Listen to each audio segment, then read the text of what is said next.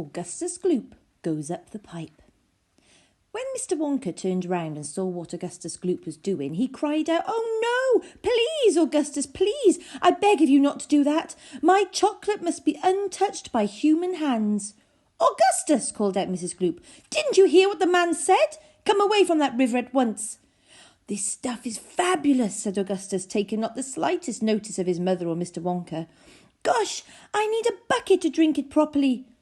"Augustus," cried Mr. Wonka, hopping up and down and waggling his stick in the air, "you must come away. You are dirtying my chocolate." "Augustus," cried Mrs. Gloop. "Augustus," cried Mr. Gloop. But Augustus was deaf to everything except the call of his enormous stomach. He was now lying full length on the ground with his head far out over the river, lapping up the chocolate like a dog. "Augustus," shouted Mrs. Gloop, "you'll be giving that nasty cold of yours to about 1,000,000 people all over the country." "Be careful, Augustus," shouted Mr. Gloop. "You're leaning too far out." Mr. Gloop was absolutely right, for suddenly there was a shriek and then a splash, and into the river went Augustus Gloop, and in 1 second he had disappeared under the brown surface. "Save him!" screamed Mrs. Gloop, going white in the face and waving her umbrella about. "He'll drown! He can't swim a yard! Save him! Save him!" "Good heavens, woman," said Mr. Gloop. "I'm not diving in there. I've got my best suit on." Augustus Gloop's face came up again to the surface, painted brown with chocolate. "Help! Help! Help!" he yelled. "Fish me out!" "Don't just stand there," Mrs. Gloop screamed at Mr. Gloop. "Do something!" "I am doing something," said Mr. Gloop, who was now taking off his jacket and getting ready to dive into the chocolate. But while he was doing this, the wretched boy was being sucked closer and closer towards the mouth of one of the great pipes that was dangling down into the river. Then, all at once, the powerful suction took hold of him completely, and he was pulled under the surface and then into the mouth of the pipe.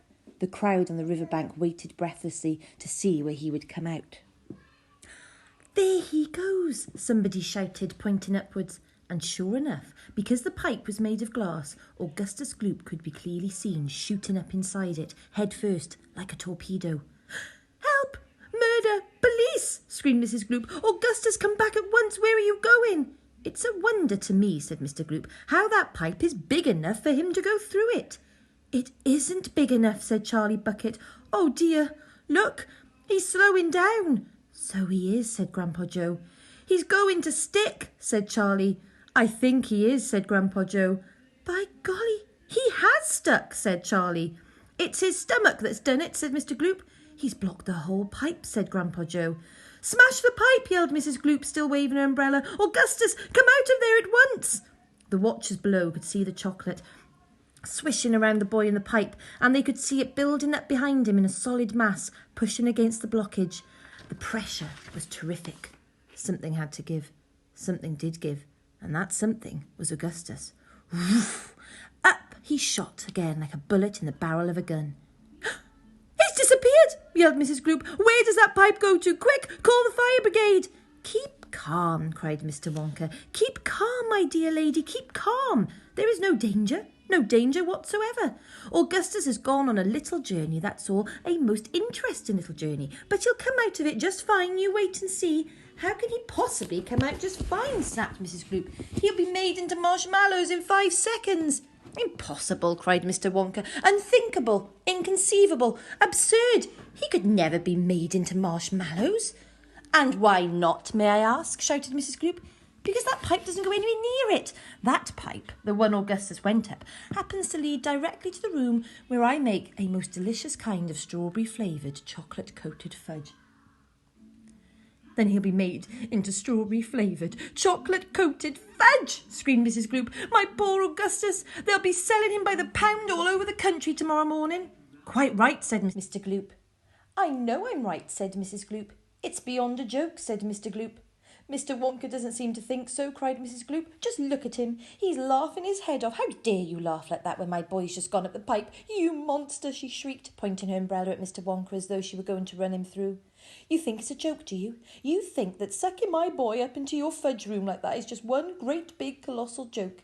"He'll be perfectly safe," said Mr. Wonka, giggling slightly. "He'll be chocolate fudge," shrieked Mrs. Gloop. "Never," cried Mr. Wonka. "Of course he will," shrieked Mrs. Gloop. "I wouldn't allow it," cried Mr. Wonka. "And why not?" shrieked Mrs. Gloop. Because the taste would be terrible, said Mr. Wonka. Just imagine it. Augustus-flavoured chocolate-coated gloop. No one would buy it. They most certainly would, cried Mr. Gloop indignantly. I don't want to think about it, shrieked Mrs. Gloop. Nor do I, said Mr. Wonka, and I do promise you, madam, that your darling boy is perfectly safe. If he's perfectly safe, then where is he? Snapped Mrs. Gloop.